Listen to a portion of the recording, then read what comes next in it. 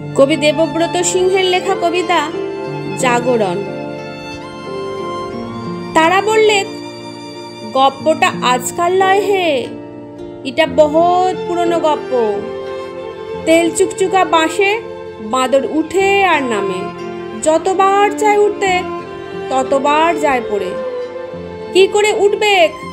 বাঁশটাতে যে আচ্ছা করে লগারে মাখাইছে কাঁচা সর্ষার তেল।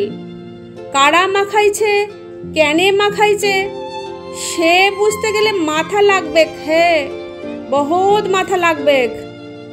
তিনি বললেন, না না, তা না। ব্যাপারটা কি জানেন? ব্যাপারটা হলো ধারাবাহিকতার অভাব, অন্য আর কিছু না। ধারাবাহিকতার অভাবে বহু স্বাক্ষর ফের নিরক্ষর। তখন একজনা ধান কাদা মাখা মানুষ মাথা খাড়া করে উঠে দাঁড়াই বললে, আমি বিজয় রুইদাস।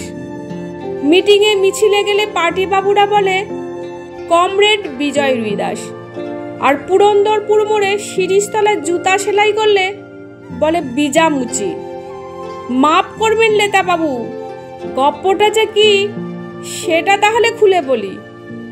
তখন মনসা থানের শান বাঁধানো নিমতলায় আমাদের মুনিশ কামিনদের পাড়ায় সাক্ষরতা সেন্টার। পার্টি বাবুরা বললে তোদিকে নবস্বাক্ষর করব, মিছা নাই বলবো। কথাটা শুনে ফুর্তি লাগেছিল খুব। কি বলবো আইকা, সবে দিনটা কতেক চলেছে মাত্র, তা বাদে হুট করে একদিন মাস্টার বললে, যা হয়েছে বহুত হয়েছে, এবার তোদের মূল্যায়ন হবে। মূল্যায়নের পরে নবস্বাক্ষর, নবস্বাক্ষরের পরে পূর্ণ স্বাক্ষর। বললাম, হে মাস্টার, এই যে গোটা বইটাই বাকি হে, প্রথম পাতাটা ছাড়া তুমি আর তো কিছু শেখাও নাই। মাস্টার বললে, যা শিখেছিস বহুত শিখেছিস, তা বাদে আর কি।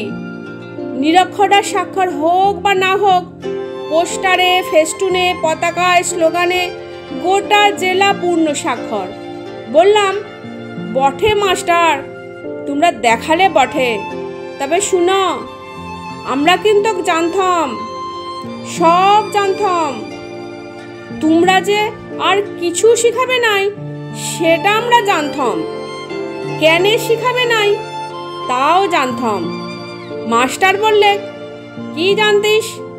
বললাম, শুনো তাহলে, আমরা যদি সব শিখে ফেলি, আমরা যদি সব জানে ফেলি, তাহলে তোমাদের চেয়ারগুলানি তো উল্টে যাবে, তখন তোমরা বসবে কোথায়? আমরা যদি সব শিখে ফেলি, আমরা যদি সব জানে ফেলি, তাহলে তোমাদের গদি গোলানিতে উল্টে যাবে, তখন তোমরা দাঁড়াবে কোথায়? তোমরা তখন দাঁড়াবেটা কোথায়?